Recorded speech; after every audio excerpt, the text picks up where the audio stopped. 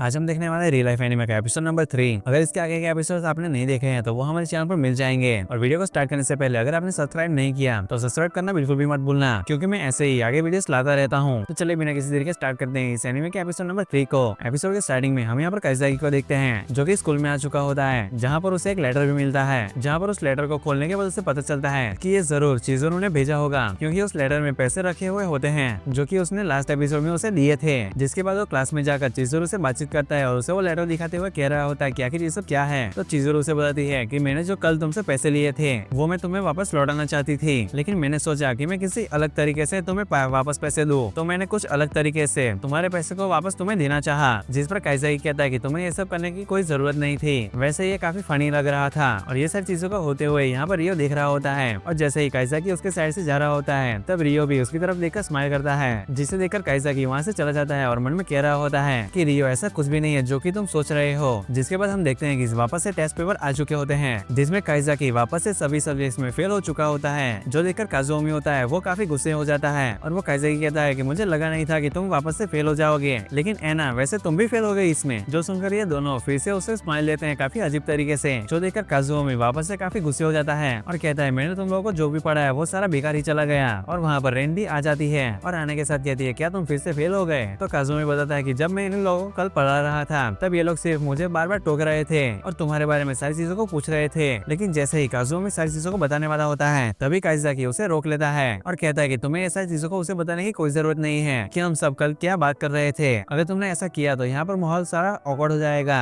और इसी बीच ये सारी चीजें चली रही होती हैं, तभी वहाँ पर चिज़ुरू आ जाती है और काजुओमी से कह रही होती है कि टीचर ने हमें स्टाफ रूम में बुलाया है। और जैसे ही चिज़ुरू वहाँ पर काइजाकी के टेस्ट पेपर्स को देखती है और कहती है कि मैंने जितना सोचा था तुम्हारा तो उससे भी कम IQ लेवल है, आखिर तुम इतने कम मार्क्स कैसे हिला सकते हो। जिसके बाद काजुओमी उसका मजाक उड़ाता है, लेकिन जो काइजाकी होता है वो थोड़ा गुस्से हो जाता है और काजुओमी से कह रहा होता है कि मेरे लिए ये स्कूल नया है तो मुझे थोड़ा सा टाइम चाहिए, ये सारे टेस्ट को देने के लिए मुझे थोड़ा सा और टाइम लेना पड़ेगा, फिर मैं बिल्कुल सही हो जाऊंगा। जिसके बाद काजुओमी और चिज़ुरू यहाँ से जा रहे होते हैं तो काजुओमी यहाँ पर चिज़ुरू से कह रहा होता है कि तुम मुझे काजू भी बुला सकती हो, और चिज़ुरू उसे काजू बोलती है। जो सुनकर काजुओमी यहाँ पर काफी खुश हो जाता है और कहता है कि तुम पहली इंसान हो जिसने मुझे ये नाम से मुझे बुलाया, और ये सुनकर मुझे काफी अच्छा लगा। लेकिन यहाँ पर जो चिज़ुरू होती है वो रेन को देखती है और उसे याद आता है कि काइजाकी ने उससे बोला था कि तुम्हें लोगों के सामने थोड़ा सा स्माइल करना चाहिए, जिससे तुम्हारे काफी फ्रेंड्स बन सकते हैं। और यही सोचकर यहाँ पर चिज़ुरू रेन को देखकर स्माइल करती है, लेकिन हम देखते हैं कि यहाँ पर चिज़ुरू काफी भयानक तरीके से स्माइल कर रही होती है, जिसे देखकर रेन होती है वो काफी गुस्से हो जाती है और कहती है क्या ये मुझे चिढ़ाना चाहती है। जो सारी चीजों को होते हुए काइजाकी देख लेता है और काइजाकी रेन से कह रहा होता है कि ऐसा कुछ भी नहीं है रेन, तुम चिज़ुरू को कुछ गलत मत समझना।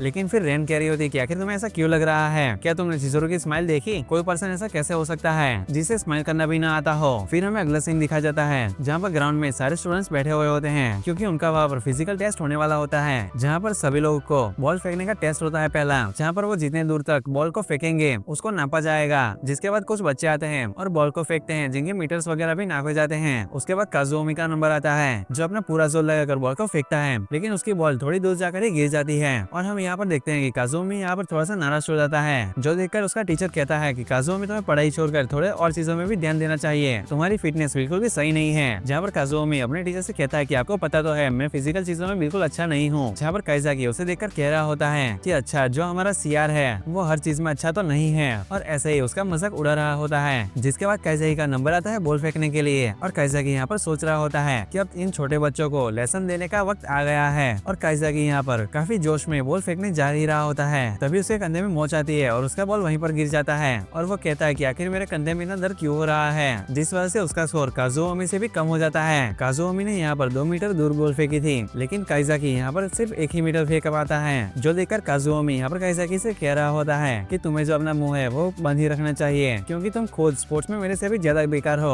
और इसके बाद यहाँ पर रनिंग भी कराई जाती है, जहाँ पर जो रेन है उसका स्कोर 7.38 सेकंड आता है, जो कि सबसे ज्यादा तेज होता है। तभी दूसरी तरफ काइजाकी और काजुओमी यहाँ पर बातें कर रहे होते हैं, लेकिन फिर हम देखते हैं कि बाकी लड़कियों की भी यहाँ पर रनिंग हो रही होती है, जहाँ पर एक लड़की का स्कोर रेन से भी कम आया होता है। जहाँ पर काजुओमी काइजाकी से बता रहा होता है कि ये जो लड़की है वो वॉलीबॉल टीम की कैप्टन है, और ये जो है वो रेन से भी काफी अच्छी है स्पोर्ट्स में, और जो रेन है वो वाइस कैप्टन है वॉलीबॉल टीम की। जिसके बाद काइजाकी कहता है कि अच्छा ऐसी बात है तो ये रेन के लिए काफी टफ होगा। जिसके बाद हम देखते हैं कि जो चिज़ुरू होती है वो रेन के पास आती है, लेकिन रेन उसे देखकर ही घूम जाती है और यहाँ से जाने लगती है। लेकिन तभी चिज़ुरू उसे बुलाते हुए कहती है कि रेड हेयर गर्ल 7.38 सेकंड। जो सुनकर रेन पीछे घूमती है और कहती है तुम्हें मेरे नाम से मुझे बुलाना चाहिए, ये सारी क्या फालतू चीजें से मुझे बुला रही हो। जिसके बाद चिज़ुरू कहती है कि अगर तुम मुझे अपना नाम बताओगी तो फिर मैं तुम्हें अगली बार तुम्हारे नाम से ही बुलाऊंगी। और फिर से वो भयानक सी स्माइल करती है, जो देखकर रेन कहती है कि फिर से ये घटिया स्माइल। मुझे पता है कि ये मेरा मजाक उड़ाना चाहती है, लेकिन फिर भी रेन अपना हाथ आगे बढ़ाती है। लेकिन जो चिज़ुरू होती है वो स्टॉप वॉच उसे दे देती है और कहती है कि मैं सभी लोगों की टाइमिंग को नाप रही थी, तो अब मेरी रेस है तो तुम्हें ये करना होगा।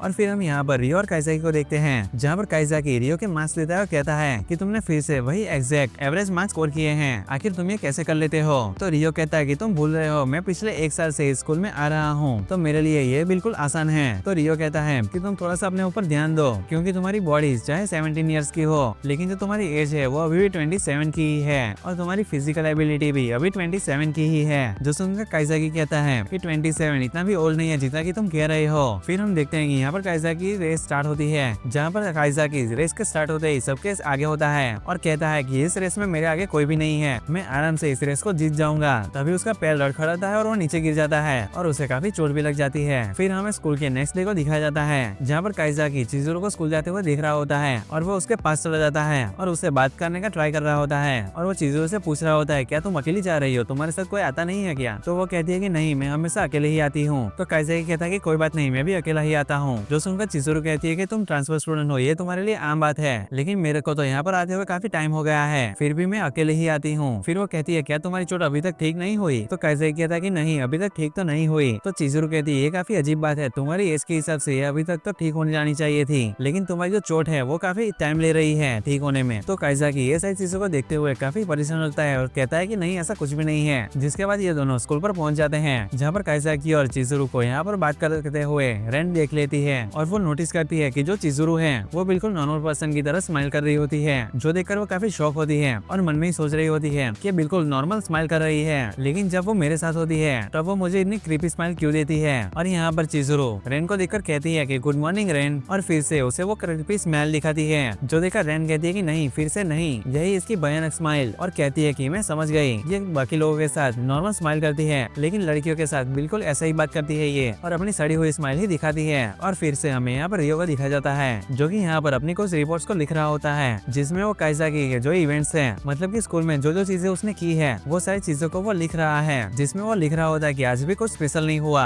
1 महीना बीत चुका है। और कहता है कि काइजाकी जो है लोगों के साथ नॉर्मली बिहेव कर रहा है, फ्रेंड्स वगैरह भी बना लिए हैं, और ये यहाँ पर काज़ुमी और रेना के बारे में बात कर रहा होता है। और ये सारी चीजों को देखते हुए वो कहता है कि ये अच्छी बात है, जो काइजाकी है वो पहले से अच्छा स्माइल कर रहा है। पहले तो वो एक अनएम्प्लॉयड पर्सन था, लेकिन अब वो काफी खुश लग रहा है। और इसी के साथ रियो अपनी रिपोर्ट को भी कंप्लीट करता है और ये एपिसोड यहीं पर ही खत्म हो जाता है।